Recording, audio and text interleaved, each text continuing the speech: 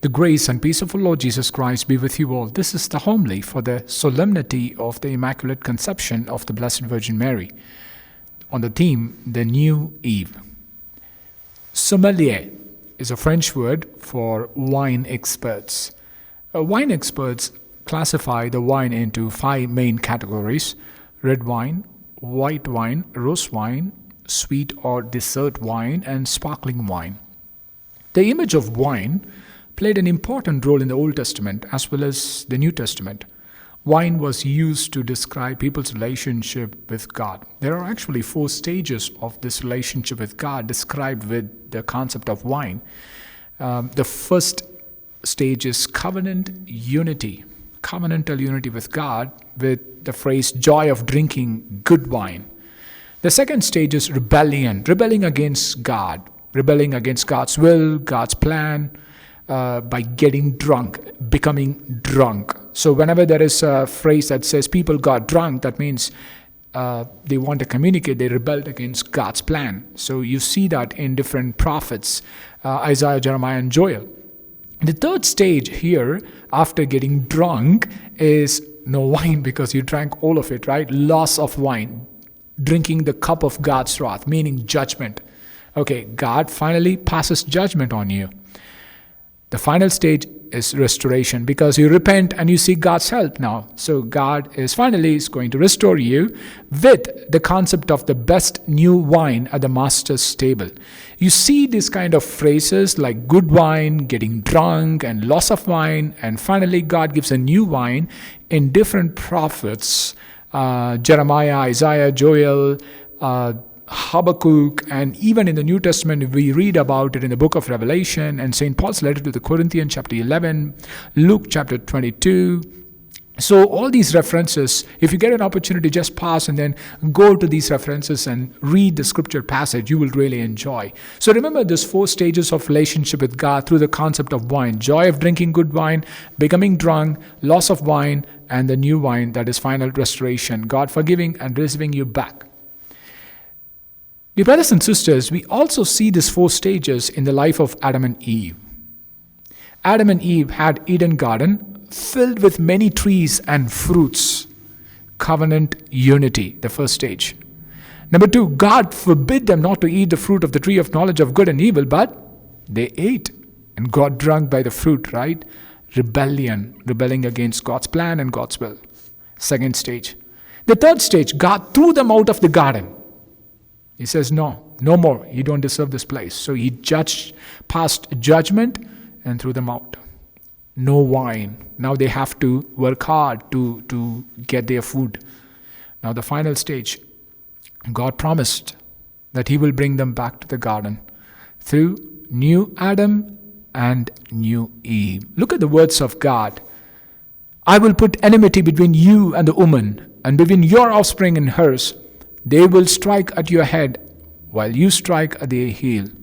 The restoration. Remember the words like plural, they. It is not just 1, 2 people. They will strike at your head while you strike at their heel. That is how, this is called the proto-evangelium. God will bring the restoration. This is the plan of God. Now, in the Gospel of John, chapter 2, we read the first miracle of Jesus through the intercession of Mary on the 7th day, because John wanted to recreate the creation story of Genesis.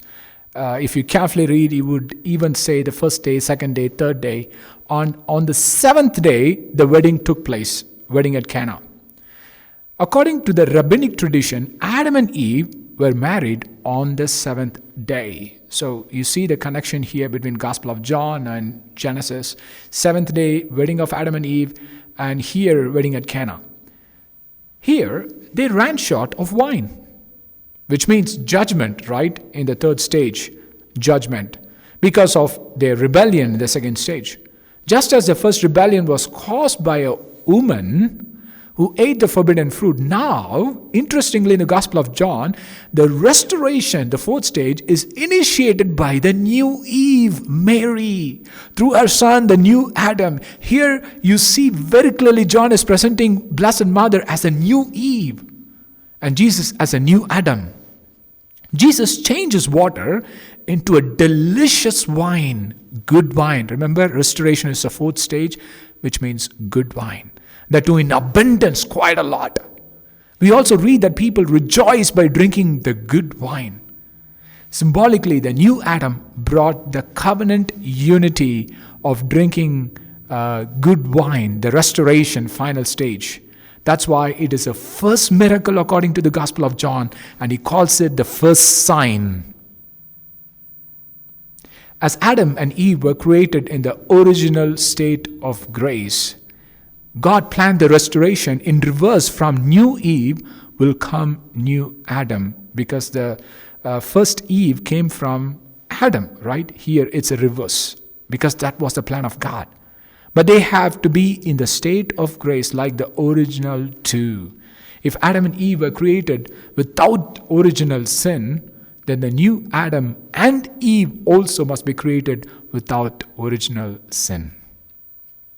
Because the devil wanted to prove that humans are incapable of doing God's will.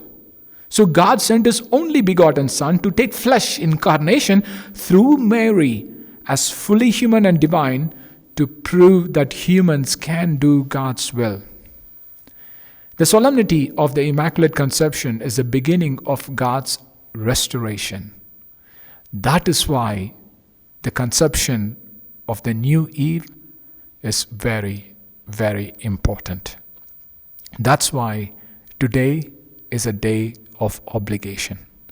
It is a beginning of God's restoration, the final stage, through Eve and Adam. Her conception without original sin is a first step of God to bring us back to the garden. Remember the third stage, he threw them out of the garden. Remember the words of Jesus during his crucifixion to the repentant thief. Today you will be with me in paradise. In Greek, paradisos means garden, the restoration. In other words, it's a beginning of our salvation. On December 8, 1854, Pope Pius IX solemnly defined as a dogma of Catholic faith Mary's Immaculate Conception in the womb of her own mother, Saint Anne.